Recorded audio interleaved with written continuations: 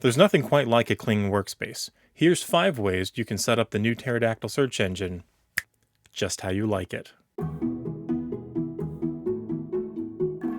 Hello, I'm Wash with the Point S Help Desk team, here to toss some knowledge into your customer service toolbox for when you need it later.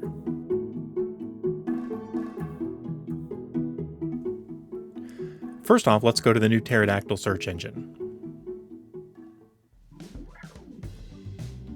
Let it load, and I'm going to put in a tire here, 265, 70, 17, just to get some data to work with.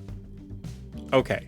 First is a big feature. We've added the ability to customize this grid so that you can kind of make it your own. It's worth noting that these features are saved to your user account, so if you share your account with others, any changes that you make will affect them as well. If you need your own user account, just let us know. To begin customizing your grid, just grab the top of any column and move it to where you'd like it to be. You can add different columns here just by going to this little drop-down box and picking the name of the column that you want to add. For example, size. Any columns that have been added can be moved in the same manner. If you added a column or don't need one of the default columns, you can grab any of them by the top and drop them into this blue bar here. The column will be removed. Now, if you've messed things up, if you've moved these things all over the place and jumbled them and gotten everything completely out of whack, you can completely reset all of your grid customizations by coming down to this gear on the bottom left and clicking Reset Form Columns and Sort. Boop. There you go. While we're down here at the gear menu, let's take a look at our next feature, the zoom level.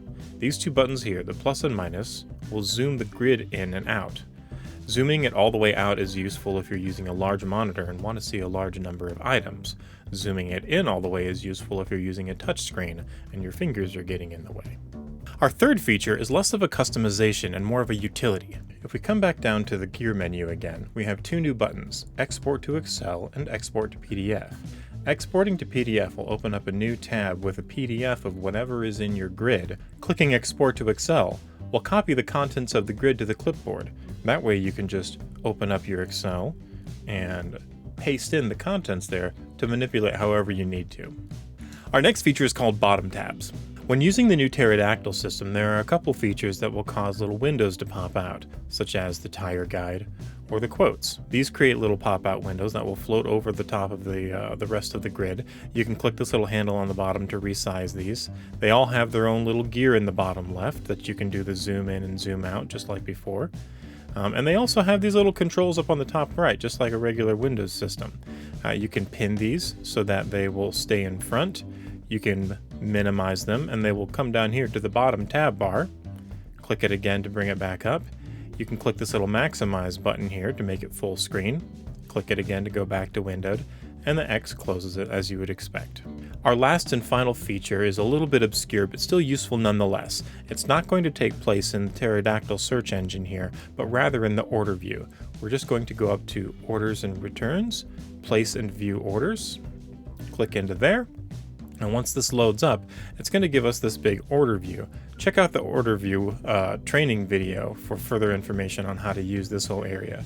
Once you're in here, however, you are going to have a little gear icon on the bottom like before. This will let you change to windowed mode.